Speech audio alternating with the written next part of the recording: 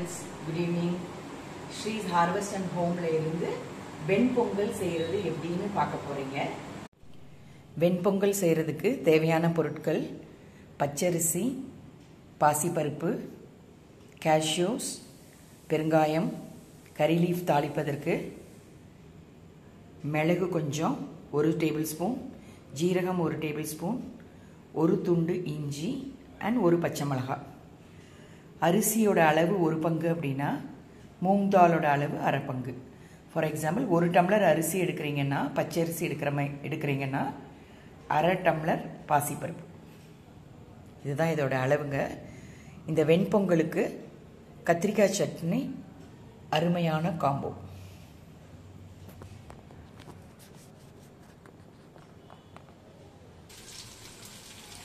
நெய் டேஸ்ட்டுக்கு போட்டுக்கோங்க. நெய் மெல்ட் ஆன உடனே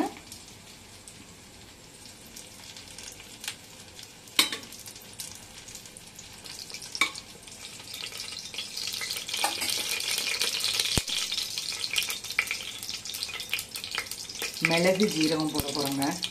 ஃபஸ்ட்டு மிளகு போடுங்க.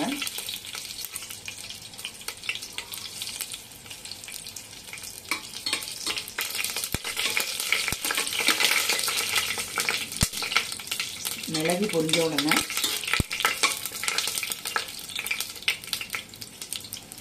ஜீரகம் ஆட் பண்ணுறோம். அதுக்கு அடுத்தது கறிவேப்பிலை,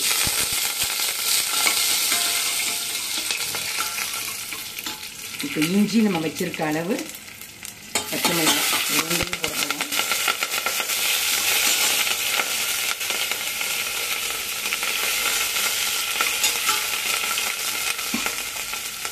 ஆக்சுவலாக முந்திரி பருப்பு எல்லாரும் தனியாக ஆட் பண்ணுவாங்க, தனியாக வறுத்துட்டு ஆட் பண்ணுவாங்க. நம்ம இதுலேயே ஆட் பண்ணிக்கலாம். ஏன்னா நெய் எக்ஸ்ட்ரா தான் போட்டிருக்கோம். ஸோ முந்திரி பருப்பையும் போட்டுருங்க.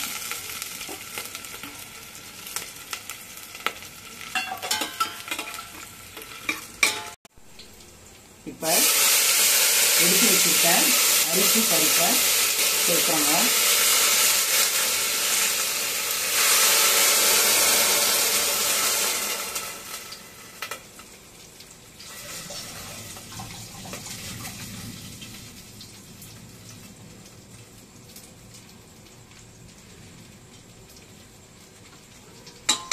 இதில் ஒரே ஒரு டிஃப்ரென்ஸ் என்னன்னா, பால் வந்து 1 மாகாணி ஊற்றுறோம்.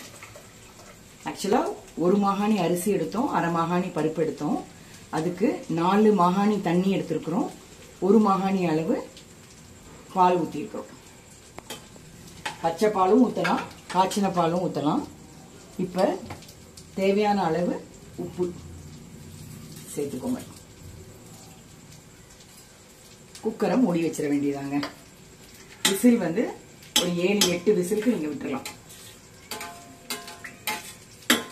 வெண்பொங்கல் கத்திரிக்காய் சட்னி ரெடி. பாய்ங்க.